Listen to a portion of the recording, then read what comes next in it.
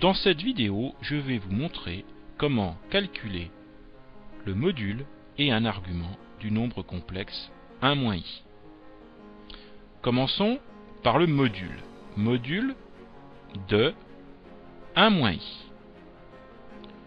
Pour déterminer le module de 1-i, je vais utiliser la formule que vous devez connaître, que je vais vous rappeler. Module du nombre complexe a plus ib est égal à racine carrée de a carré plus b carré. Si j'applique cette formule avec le nombre complexe 1-i, qu'est-ce que ça va me donner? Eh bien, module de 1-i sera égal. Le petit a, partie réelle du nombre complexe, c'est 1, donc 1 au carré. Le petit b, partie imaginaire du nombre complexe, c'est moins 1, donc plus moins 1 au carré. J'effectue sous la racine, 1 au carré plus moins 1 au carré, ça fait 2, donc le module du nombre complexe 1-i est égal à racine de 2. Je passe maintenant à l'argument. On va essayer de déterminer un argument du nombre complexe 1-i. Alors pour trouver l'argument, la première chose à faire, c'est de mettre en facteur le module. Le module que je viens de trouver qui vaut racine de 2. Donc j'écris 1-i en mettant racine de 2 en facteur. Alors, dans la parenthèse, qu'est-ce que je dois mettre pour obtenir 1? Eh bien 1 sur racine de 2. Si je redistribue, racine de 2 fois 1 sur racine de 2, ça me donne bien 1.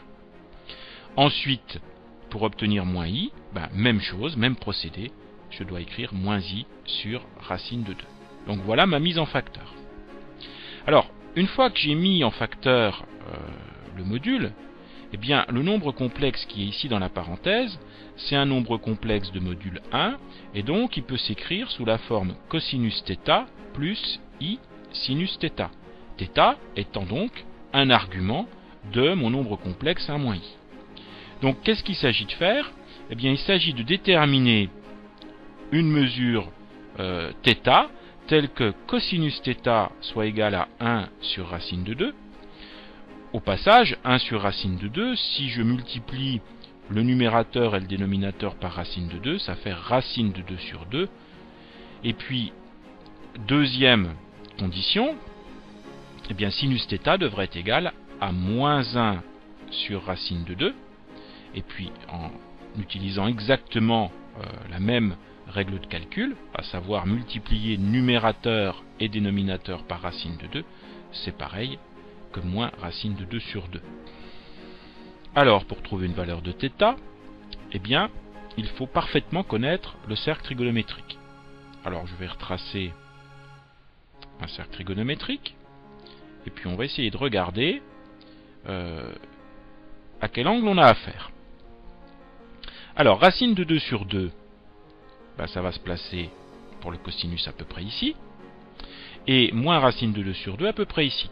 Donc, je vais me retrouver dans ce cadran, et les valeurs de racine de 2 sur 2 et moins racine de 2 sur 2, en réalité, ça correspond à un angle qui va être de mesure moins pi sur 4.